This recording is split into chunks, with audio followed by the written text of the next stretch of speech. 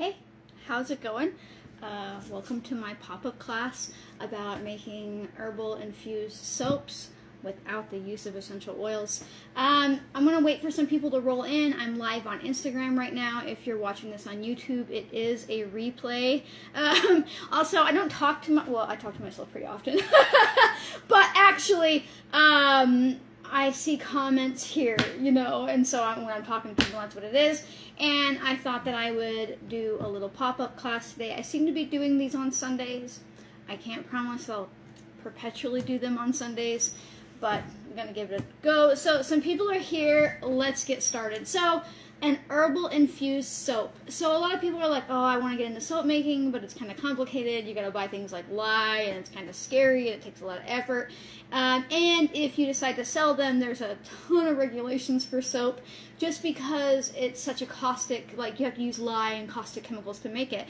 But there's a smarter way, an easier way. First of all, you buy yourself some blank Castile soap, or Castile, however you feel like pronouncing it. Basically, this is unscented soap. This is the Dr. Bronner's, but you can get whatever brand you want. You can buy this in big 5-gallon buckets, or this little bottle right here for demonstration purposes. So you want blank soap. This means it has no scent, it has no dangerous essential oils or anything like that added. It is just soap. And then you're going to get yourself a jar, right? Any jar. This is usually I make this in 5-gallon batches, and a lot of you who are watching on Instagram and have gone through my shop for a long time buy these herbal infused soaps from me, and it's really great because it's a way that I can offer soaps without having to do all the complication of regulatory stuff, because I'm not actually making the soap. I'm buying what's called a blank. Right, this is a blank soap. There's nothing in it besides soap. There's no herbs or anything, but me, I like to add herbs with everything. So now I'm gonna do a comfrey lavender one. The comfrey's all about strengthening hair, and the lavender just smells good, right? So I'm gonna probably add about 1/3 cup-ish of my comfrey leaf. Now you can use any herbs you want. You really can. I don't suggest using powdered. I would use the kind of cut sifted leaf. So that's about 1/3 cup of comfrey. And now I'm going to add about 1/3 cup of lavender, maybe, if I have enough in there. Ooh, just barely. Now, you're going to have the urge to put more herbs in this. You're like, oh, I'm going to pack it all the way full. No, you're not. Don't do that, because you won't be able to reclaim any of your soap. Now, if you are making a bigger batch, I suggest putting this in a nylon, nut milk bag, that name, or a cotton bag, or something that you can easily pull out. But when it's just a small enough amount, it's not too hard to strain. So now here's the really complicated part of making an herbal infused soap. Are you ready? Now you're just going to put your Castile soap over top. Castile soap, however, your blank soap, your soap that doesn't have anything added to it, right? Now, I probably should have picked a jar I could fill all the way up, but that's good enough. And so now I've put my soap in there, and you can see I like to use Castile soap because it's thinner. You can use a different type of soap. You can buy blank conditioners, you can buy blank shampoos, anything you want. That's blank, meaning it has no scent added.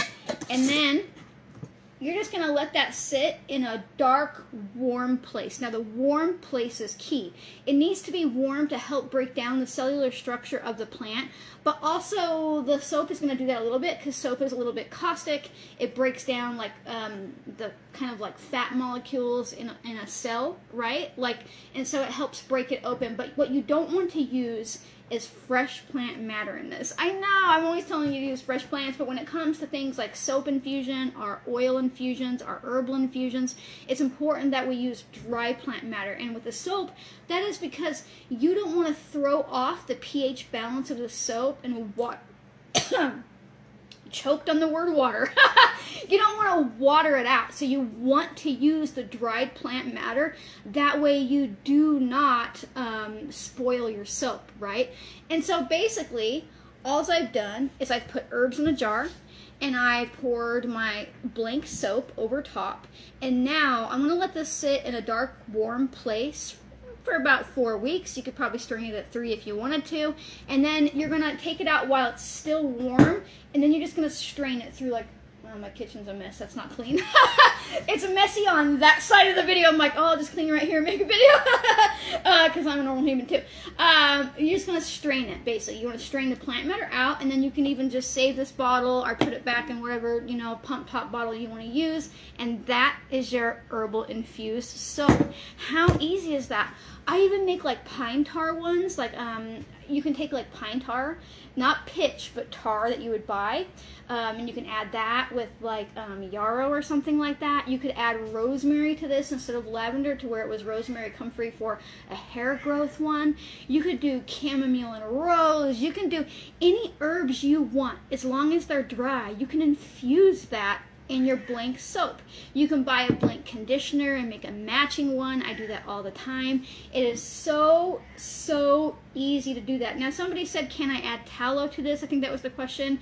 No, I wouldn't do that, because although it's not a liquid, it's probably going to throw off the pH of the soap, because when you make soap, if you're making a tallow-based soap, basically you're using the lye, you know, Lye, goes in there and it causes saponification on like a violent level, and it like eats away at the fat, and that's how you're making soap in a very broad. Someone's going to be like, well, actually, and I'm like, well, you know what I mean.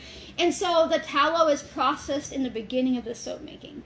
If you add it afterward, you have the capacity to make it go rancid, because there is water content in this, and that tallow hasn't been stabilized along with the soap, right? So I wouldn't add tallow to this. I would just stick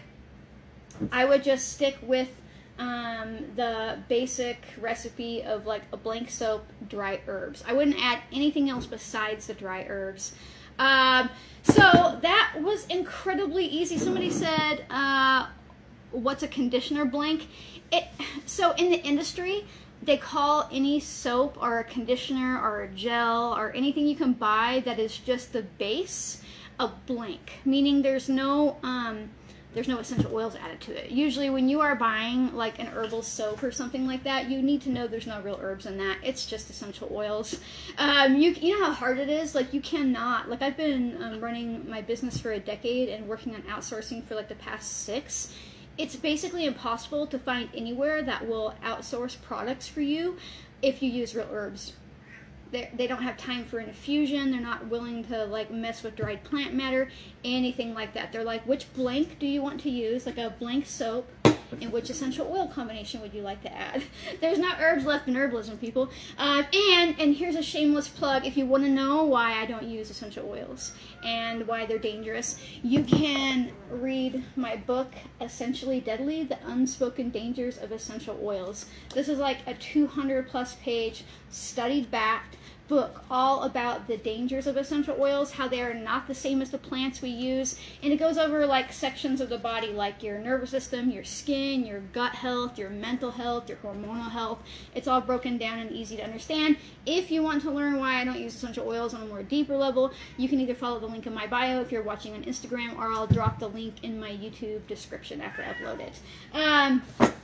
Anyhow, plus you hear that cat meowing? Essential oils kill cats. Straight up. They can't process the phenols out of their livers, so even if you're not using them on them, if you're using them around them, you are slowly killing your cat.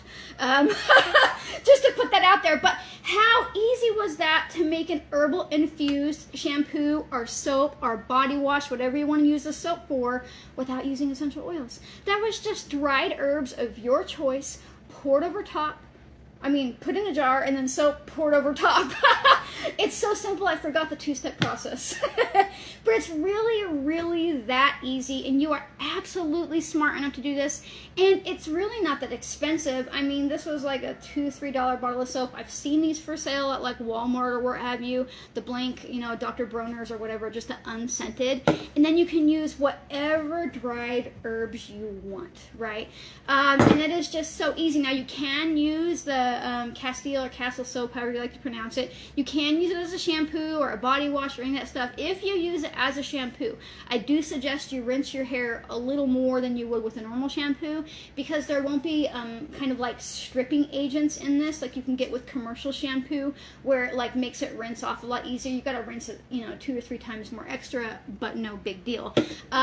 So if you want to make your own, you can totally do that, because you are absolutely smart enough. You don't even have to, I haven't made any for the shop in forever anyways, but you don't have to buy this off of somebody. You can make this yourself, and you are completely capable of doing this. So if you like my random pop-up classes, hearing me shamelessly promote my book and ramble about all kinds of stuff, make sure to like, comment, subscribe, share, turn on notifications. Sharing is super important because it helps other people realize that they're smart enough to do this too. It gets my work out there. If you're watching me on YouTube, come find me on Instagram. If you're watching me on Instagram, come find me on YouTube. I share all kinds of information on different, things, and some videos I have on YouTube aren't on Instagram, and on Instagram there's a bunch of like postings that aren't on YouTube kind of deal. And if you want to support my general existence and these random pop-up classes, make sure that you follow the link in my bio if you're watching on Instagram to head to my shop, or in the description on YouTube. I nailed that. If you want to call something home from my shop, that's exclusively how I support my capacity to keep this roof over my head and how I'm able to teach freely. So thank you so much for joining my herbal infused soap pop-up class, and remember, you are smart enough to do this, folks. See you next time. Bye.